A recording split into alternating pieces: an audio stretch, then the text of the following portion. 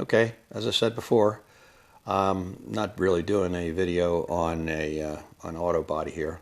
I just want to give you a little bit of update as to where I am. I'm about midway through the process. I've been on this about well, I went away for a week, so about 3 weeks, so it's about a month since I posted last. And this is where I'm at.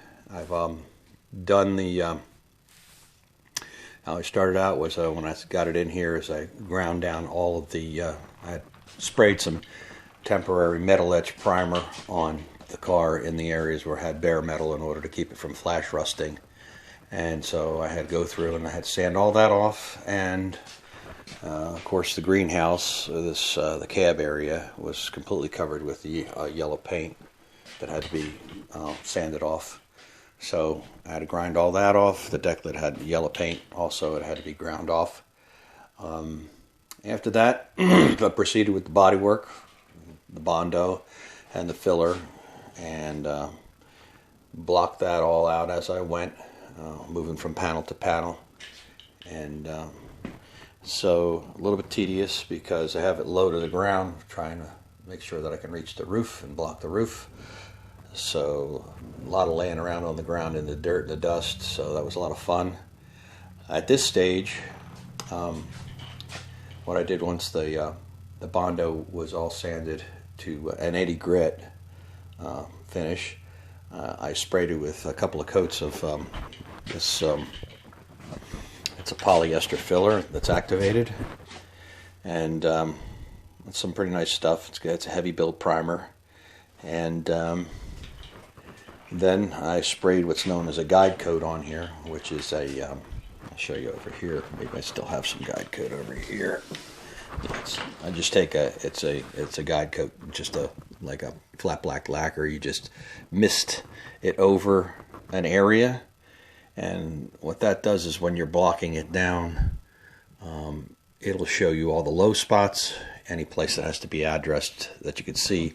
This is a polyester filler, very lightweight, skim coat in any these low areas that show up here. You can see there's a little area here, just to bring everything up to the same surface. So this is being blocked down right now with 180. From here on back is done. I've addressed all the little low spots. After this is done, which should probably be at least another week here, I'll have to hit it with another coat, a light coat, a little bit thinned down, of the same polyester filler. That'll be 3 coats of this polyester filler. Then I'll go down and I'll block that down to about 240 first, and then finally I'll wet sand that down to about 400. At that point, would seem to be a cause for celebration, but not really. I have to blow this apart, take the doors off, fenders off, deck lid off, bumper off, and then I have to do the door jambs on the car. So I have them started, what I could access, but in and around the areas up in the front there, the hinges and in that area over there will have to be body work. This has all been worked up to at that point where I can't no longer. It's too tight to get in there. So I have to take the doors off, take the fenders off. I'll have to take the front bumper off. Of course, the front bumper needs to be actually finished out. There's a lot of work that has to be done in and around the headlights and the grill area. The roll pan, I'm going to have to work. I've got the transitions worked right now, but then I'll take the roll pan off and do all the body work on the roll pan off the car. It'd be a little bit easier. The rear roll pan is permanent fixture on the car, so I'm going to do that upside down and backwards. Like I said, this a little bit of what do you call a guide coat sprayed on there shows you when you sand it. It'll show all the areas that you can see. There's some irregularities here that still have to be worked, and you see on this side I've already started doing a little bit more filling, and this is a little bit more complex than any of the areas in the car, so it's requiring a little bit more attention. Little low spots have to be filled in. to get a better average. But it's getting there. But there's a little bit more time to be spent on each panel. The problem with this is it's physical, and I've got about a limit of about 5 to 6 hours a day. I can push the block sander until I'm just about had it. And when you get tired, you start making mistakes. So you got to stop. Just wait till you get recovered the next day and start over. It's not something I do every day, so there's a whole lot of muscles that I haven't used in a long time, and this is using all of them. Anyway, I just thought I'd bring you up to speed as to where I am with this, and it's kind of rewarding to see everything blended in pretty well, and it didn't take an inordinate amount of Bondo. Of course, when people say they put a gallon of Bondo in something, they really mean they put a gallon on maybe, and they took 7/8 of that Bondo back off. It's pretty much the nature of this. I like to use this in particular. This is probably about $60 a can, but one of the things, it's a high quality. It doesn't shrink back, and it also doesn't have a lot of voids in it. It's a very slick application, and it, more importantly, it doesn't clog your paper when you go to sand this off.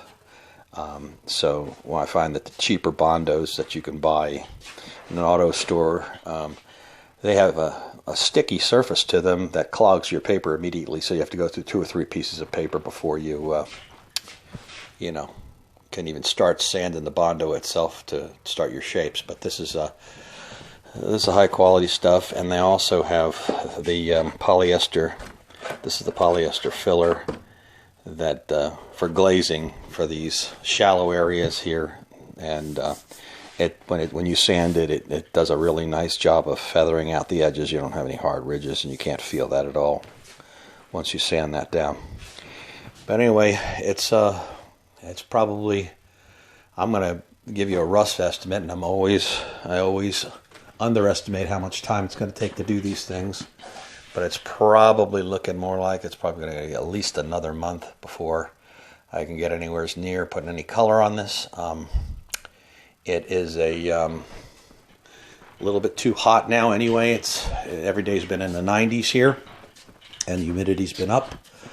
So fortunately, I have a small air conditioning unit in the spray booth, and I have an air conditioner in the shop itself to keep at least the humidity out of the air while I work on this, and that's pretty much key to the whole effort as far as keeping it, the metal from flashing in any areas. But I only have breakthrough in a couple of areas, but it's always good to keep the humidity down when you're doing this stuff. So that's where I'm at, and let me see if I can't find. I did a little spray of the color. Let me see if I can't find that. I'm going to cut you off right now while I go look for that, and I'll put that in the video too. Okay, I thought I'd just take you out in the sun so you can get an idea, a better idea, I should say, of what this color is going to look like. It has a little bit of a pearlescence in it, which it's got a pretty good reflectivity in the sun. But that's the color orange that the car is going to be, in addition to the hood being a matte black, flat black. So that's about it. I'll be putting a Exalted clear coat over this. This is a House of Colors color called Tangelo, so I'm looking forward to seeing this all over the place. Anyway, that's it for now. I'll probably see you hopefully in another 4 weeks with some more of an update for you.